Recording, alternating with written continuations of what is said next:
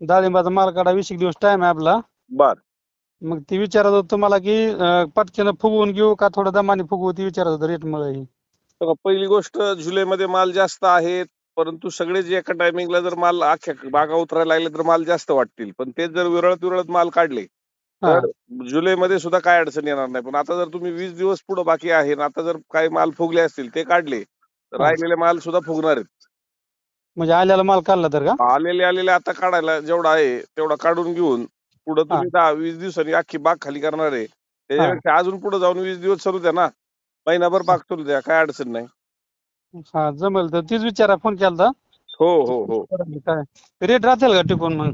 मी तेच सांगतो की काय होतं की असं परिस्थिती आली की थोडस रेट ढासळायला लागली की धपा धपा धपा उड्या मारतो आपण.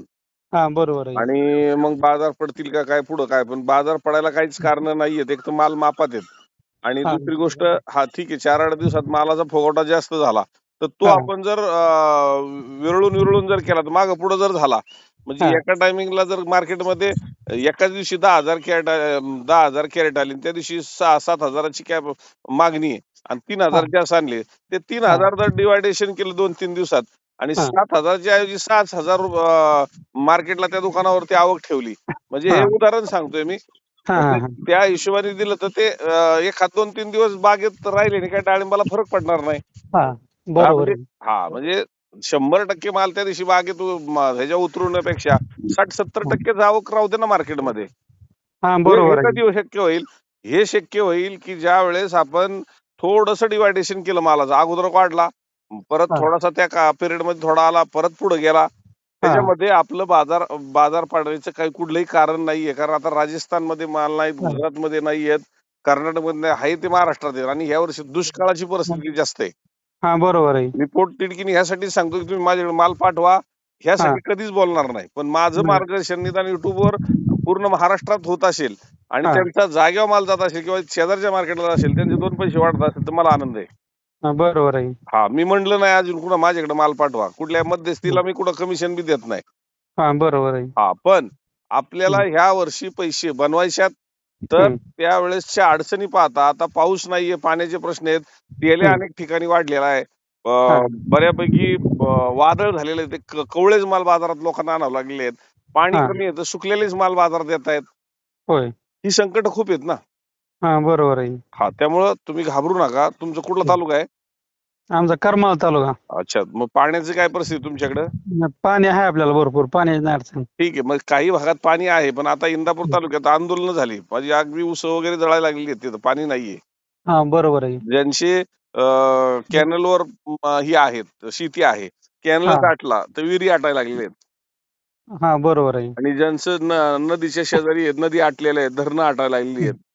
नाही झाली पाण्याची परिस्थिती तशी, पाण्याची त्यामुळे परिस्थिती विचारलं तुम्ही, रेटचं. म्हणून तुम्ही नशिबान आहात, तुमच्याकडे सगळं आता जर चांगलं आहे, पाणी आहे. आता धरणाचा साठा 25% राहिलेले आहेत. वेगवेगळ्या तुम्ही धरणाचा रिपोर्ट आता मी काही टीव्हीला बातम्यात पाहतोय. हा 25% धरणाचा साठा ज्यावेळेस येतो त्यावेळेस तो धरणाचा साठा खाली सोडला जात नाही, पाणी सोडलं जात नाही. हा बरोबर आहे. त्यामुळं पाण्याचं शॉर्टेज असताना हा आणि ही सगळी परिस्थिती असताना मागल्या वर्षी यावेळेस धरणं भरून गेली होती. हा हा 12 मे का 15 मेला पाऊस चालू झाला होता. त्यावेळेस फुल झालं पाणी पाणी झालं सगळं. पाणी पाणी झालं होतं. ही परिस्थिती नाहीये आणि हा मला जर वाटतंय की तुमचे पैसे घडणार आहेत, तर मी हा तुम्हाला का घाबरून माल बाबा येऊ द्या मार्केटला, लगेच काढून घ्या. आज मी कालच्याला बाजार थोडेसे खाली आले आंब्यामुळं. काही हम्म लोक थोड्या भरली कमी, पण डिमांडच आहे. तरी आंबा स्वस्त झाला म्हणून ग्राहकांनी जरी कमी भरला तरी पुढे हम्म. डिमांड वाढला. आज 10-20% परत त्याची वाढ झाली रेटमध्ये. हा बरोबर आहे. हा, त्यामुळं कसल्याही परिस्थितीमध्ये जर माल हम्म वाढणार नसेल आणि जर हम्म 4-2 दिवस माल मार्केटला जास्त येऊन मंदी होणार असेल, हम्म. तर आपण जुलैमध्ये सुद्धा माल जर येणारा आत्ताच वाढला थोडासा, कारण आता माल सगळीकडे शॉर्टेज आहे. हा बरोबर आहे. हा, पण जुलैमध्ये आणि बाजार कधी पडतात हे जुलै ऑगस्टला, ज्यावेळेस सतत पाऊस चालू होतो. हा पावसामध्ये माल भिजला, बॉक्समध्ये टाकला, पुढे जास्त सडतो. हा भिजलेला. हा हा, भिजलेला माल, आणि ते 4 दिवसच आपल्याला घातक ठरतात. ते 8-15 दिवस मंदी करतात. हा बरोबर आहे. हा, त्यामुळे काय डाळिंब किती येऊ दे बाजार पडत नाही. बरोबर, मग तेच विचारत होतं आपल्याला. आपला आता कमीत कमी एक 15 दिवस तरी लागतील काढायला, म्हणजे तुम्ही म्हणताय तसं काढायला चांगला फुगवून हे. तेच सांगतो ना, तुमचं 50 कॅरेट निघू द्या. आज विरळा येत असेल तर आज बाजारात आणा. पण जर हा ती जर नसेल विरळा येत हा नसेल विरळा येत तर ज्या दिवशी येईल त्या दिवशी तर काढा.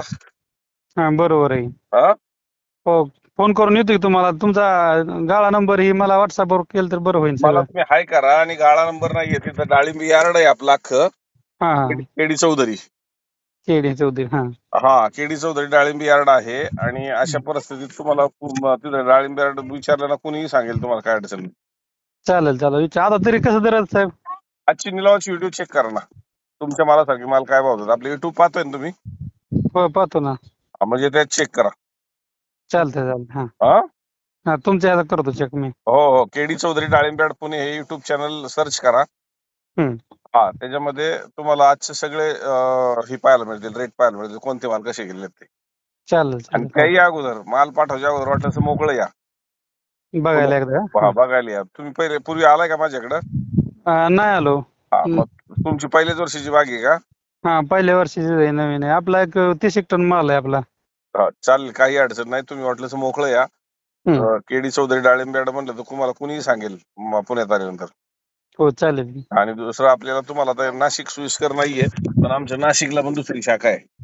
होय. हम्म. नाशिक लांब आहे आपल्याला, पुणे जवळ आहे. हो हो, ज्यांना पुणे जवळ आहे त्यांनी पुण्याकडे या, हा ज्यांना नाशिक जवळ आहे त्यांनी नाशिककडे जा, हे नेहमी सांगत असतो मी. बरोबर, चालतं. येतो मग. हो हो हो हो, पण आता तुम्ही युट्यूब वर पाहताय, पण युट्यूब पाहिलं नाही तुम्ही अजून ना? हा, नाही पाहिलं अजून. मग हे नंबर कुठून मिळाला तुम्हाला? ते इंदापूरचं बाळासाहेब म्हणून एक आहे, ते हा पण व्यापाऱ्याचं जरा थोडं कमी जास्त बघतात ते, त्यांनी दिलता. अच्छा, एजंट आहेत. हा, एजंट आहे ते. बघा माझा एजंट लोक सुद्धा आपले जर चांगले तसे असतील की बाबा तुम्ही इकडे पाठवा तिकडे पाठवा, तर तुमच्या फायद्याच बोलले ना ते. हा बरोबर, त्यामुळे ते मला तुम्ही ह्यांना कॉन्टॅक्ट करा, हा ह्यांच्या हिशोबाने आपण करू म्हणले ते. हा म्हणजे आता त्यांचा माझ्याकडनं कुठला रुपयाचा फायदा होत नाही, पण अशी बी लोक आहेत की बाबा आपल्याला बागा बघून दिलं तर तुम्हाला रुपये 8 आणे त्यांना मिळत असतील जागेवरती, पण ज्या शेतकऱ्याचा बाबा खरंच न्याय नाही मिळत, हम्म. लोक जर माझ्याकडे पाठवतात म्हटल्यानंतर खऱ्या अर्थानं त्या लोकांचा धन्यवाद व्यक्त केलं पाहिजे की ती लोक चांगला विचार करतायत. हा बरोबर आहे. बरोबर आहे का नाही? बरोबर आहे. नाही, या काय अडचण नाही, एकदा मोकळे येऊन जा, पहा आणि मग चालू करा. हो चालतंय की. हा मालावर काय आपला रोग बी काय नाही, सगळं चेक क्लीन माल आहे, कुठलाच रोग काय नाही. काळजी करूच नका. माल आता जसं असेल हा तसं तुम्हाला रेट मिळणार आहे. हा बरोबर आहे. तुम्ही चांगलं म्हणून मी रेट देणार नाही, मी चांगलं म्हणून गिरायक रेट देणार हा नाही, माल ना, बघूनच बरोबर. रेट देणार. हा बरोबर आहे. हं? हा चालेल चालेल, काही काळजी करू नका, या. हा हा चालतंय. ठीक आहे, धन्यवाद.